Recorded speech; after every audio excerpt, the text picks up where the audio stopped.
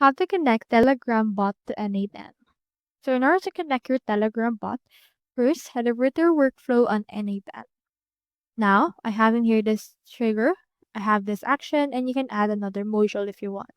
Click on this plus icon.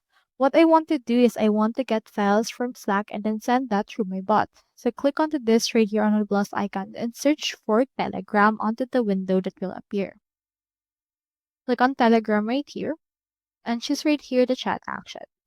So on my case, I want to send a document. Let's choose this one right here. Now, once we're in there, just choose in here the credential and click on this create new. Choose right here the access token that you want. So you can also ask n8n for setup instructions if you want. You can also get the access token directly from Telegram if you would want. We also have the sharing as well as the details for this particular connection.